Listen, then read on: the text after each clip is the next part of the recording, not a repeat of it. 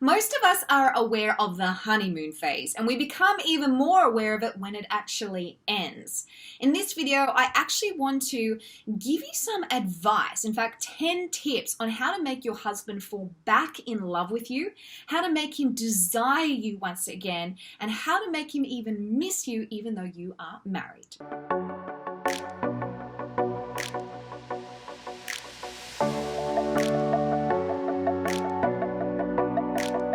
Hey guys, I'm Renee Slansky. Welcome back to my YouTube channel. I'm a professional dating and relationship coach. Now, recently I had a video go completely viral and it was all about how to make a man miss you. And one of you beautiful women out there actually commented on the video and said, okay Renee, but how do you make your husband miss you?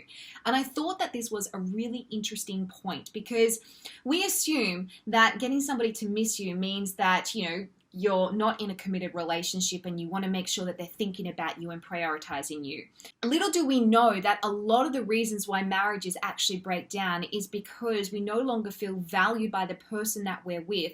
Romance has died down, intimacy has died down, and a gap has started to form between husband and wife. So I do want to give you 10 things that you can do instantly that I hope will actually help to spark that desire and attraction between your husband and you again. But before I do that and give you those tips, make sure you click the subscribe button. Give me a big thanks, Renee, down below in the comments if this video has helped you. Tip number 1, don't stop winning him over. A lot of the times, relationships fall apart because we stop doing what we used to do in the beginning to try and win that person over. You think about it, when you first started dating your husband, you would dress a certain way, you would make more effort with your communication, you would do things to flirt, you would keep things spontaneous.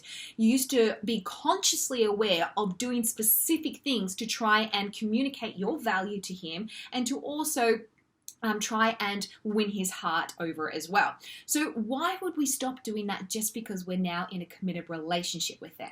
So my task for you first in this video is to make a list of all the things that you used to do in the beginning of your relationship to win him over and then start doing them again. And if you're not sure what those things were or you've forgotten, ask him and I'm sure he'll tell you. Number 2, play your role in the relationship. Okay, ladies, this is something that I can completely relate to because I used to think that I was doing my role in the relationship when in reality, I realized that there was things that I could have actually stepped up more into, like contributing and sharing the load in certain things. I think that men will sometimes pull back from their wives because they feel that they're carrying everything and they have lost a little bit of respect for her. And so what you want to do is you want to make sure that you are playing your role in the relationship, that you are actually doing what needs to be done as a team player because marriage is about teamwork. Now, if you're not sure, once again, what you need to step up into, what areas you need to work on, maybe it is focusing more on your purpose or, work and helping to contribute financially so he doesn't feel the complete burden upon himself. Maybe it is about, cooking some meals for him so that he doesn't feel that he has to scrounge around for food when he's been working hard all day. I'm not trying to stereotype gender roles here. All I'm saying is let's be humble, let's be accountable, and let's remember that a great marriage is about really being accountable to the role that we have to play as a woman in that marriage, just like he needs to be accountable to his role. And then just doing it, okay? And being aware of when you need to up the ante a little bit more so that you can communicate to him that you do love him through your actions and that you do value your relationship, that you do respect him, and you do want to actually be the best wife possible to him. Number 3, trigger his physical needs are a lot more visual than us women. And I believe that 2 of the major love languages for men are words of affirmation and physical touch. When a guy starts dating you, when your husband first starts dating you, he was definitely drawn to you not only because of your fabulous brain, but also probably because of your fabulous booty. And we can't stop letting that actually be a part of our relationship. I understand that children change your body, that circumstances change your body, that sometimes we don't have time to work out, or we don't have time for sex, or basically just life gets in the way. But we can't just live off those excuses and expect that our marriage to get better, because it won't. If a man has certain desires and if a man responds to physical attraction, then you need to actually make sure that that doesn't die down in your relationship. Now, I'm not saying that you have to be perfect every single day. All I'm saying is, ladies, is you have to understand how men work. So don't necessarily feel that you have to transform into a Barbie, or you need to go get Botox, or you need to lose 10 kilos. Understand what you can do right now, whether that is something as simple as shaving your legs, putting a little bit of makeup on, washing your hair, wearing something that is actually flattering instead of just walking around in your pajamas all day. There are little things that we can do that actually communicate to him, hey, look, honey, I'm respecting myself and I'm respecting you by looking after myself and making sure that I am as physically as attractive as I can possibly be in this state. I'm pretty sure I'm going to get comments on this video saying, we don't need to change our appearance for a man. I work with men and I understand what it is that men need from a scientific point of view and also from a human element point of view as well. And the truth is, girls, if you let yourself go and if you start to disrespect your own appearance, he will probably lose respect for you and he will start to pull back physically because he won't feel as attracted to you. Number 4, initiate more. Now, when I'm talking about initiating, there's 2 ways that we initiate. We initiate intimacy, initiate sex, or we can initiate actually doing things instead of waiting him to do everything. I know that we want the man to lead us. It's one of those natural sort of things that we want. We want him to step into that leadership role and feel that we can completely rely on him.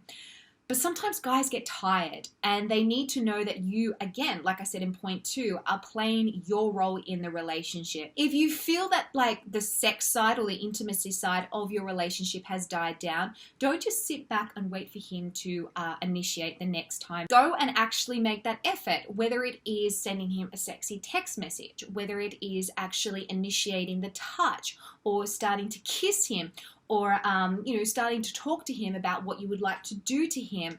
That takes a little bit of confidence, I understand, especially if we're feeling rejected by our husband at the moment.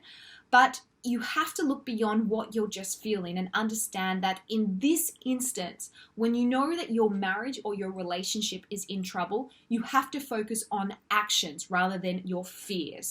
Number 5, ask, don't tell. One of the reasons why men can pull back in our marriages is because they are feeling nagged and they feel like nothing that they can do is ever good enough. And it's really frustrating because we're not trying to come across that sort of way. We're just trying to communicate what our needs are.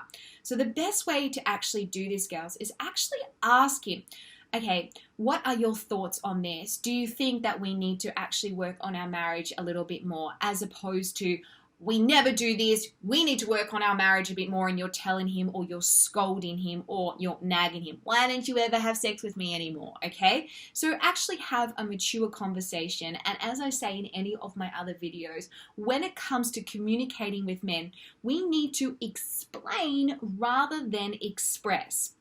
Explain why you feel a certain way. Explain how you see the logic in actually having more intimacy or going on a date night, rather than expressing your pain and your disappointment and your frustration and anger. If you ask, it will lower his defense mechanisms and make him actually be more receptive to what it is that you have to say, rather than just telling him what he needs to do, which I guarantee you he will completely shut off if you do that. Number 6, thrive emotionally without him. I found from my personal experiences that when my relationships used to get into trouble, it was because I was too focused on trying to make him the sole means of what my emotional fulfillment needed to be. And it's not like I did it on purpose. I just wasn't aware that, I could actually give myself that same fulfillment outside of a man.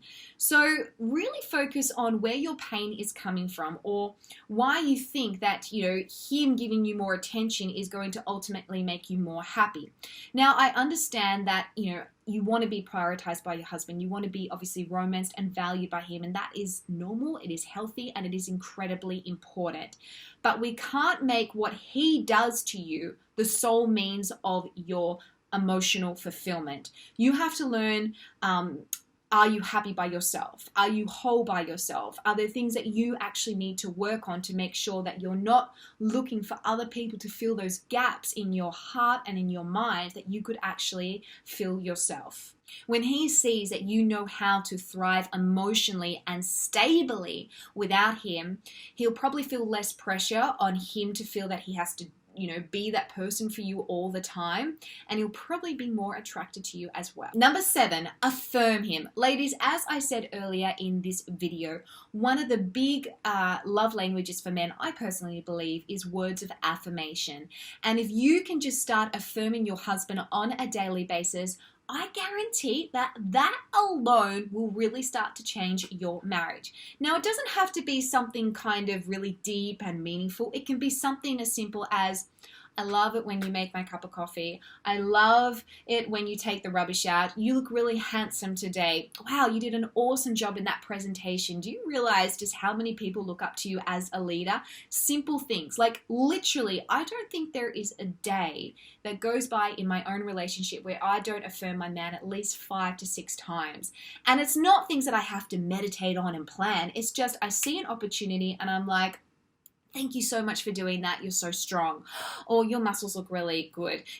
Affirm their physical side, affirm what they're good at, affirm what they're doing for you. And that way you're covering all bases. And I guarantee you, ladies, men flourish under words of affirmation, and he will be more attracted to you. He will start to look at you in a different light. He will start to feel appreciated. He will start to feel needed. He will start to feel valued, and I guarantee you he will start to prioritize you once again.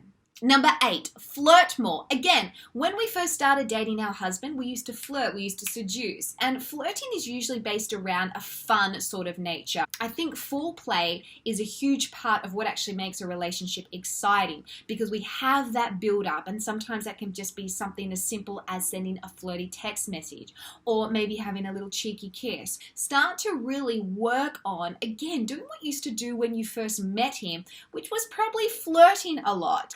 Number 9, add some spontaneity in. Okay, again, when we started dating our husband, there wasn't a lot of routine. There wasn't a lot of familiarity or complacency. There was, let's go on a date here and let's do this. And there was a sense of adventure and fun. When we get into a marriage and we get really kind of serious, like because we've got children, we've got work, and we've got this and we've got that, we can become stuck in a rut. And that can really kill the romance in a relationship, and it can definitely kill the intimacy. So we need to mix it up a little bit. Now, don't feel that you have to go and just plan a random trip to Hawaii or something like that. It's more about finding opportunities that you can do on a daily basis to create some sort of spontaneity. Whether it's choosing to actually go out for dinner, or maybe having a picnic, or it might be something as simple as on a Tuesday night, he comes home and you're dressed in sexy underwear and it's absolutely for no special occasion, okay? Think about ways that you can introduce little sort of activities or events or opportunities that are going to just mix things up for you guys so that you can just enjoy that moment and feel that you are getting out of that routine.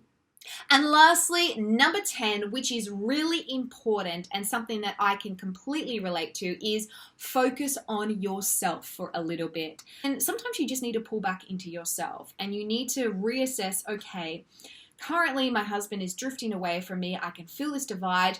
What do I need to do within myself to make sure that I am being the best wife possible, that I am having my own sense of happiness, fulfillment, and purpose outside of him, so I'm not putting all that pressure on him? Are the things that I need to do so that I can create even some boundaries to communicate to him that I'm not okay with that behavior? Having that perspective to just kind of step back really does a lot. And I know you're probably thinking, but if I step back, won't that drive him away even more? No. It actually doesn't. It actually has the opposite effect. Alright girls, I hope that video helped you. If it has, please drop a thanks Renee in the comments down below. And if you haven't already, download my free guide, The 5 Keys to Building Successful Relationship. If you haven't already, please subscribe to my channel, share this with a friend who may need it, and I will see you next time. Bye for now.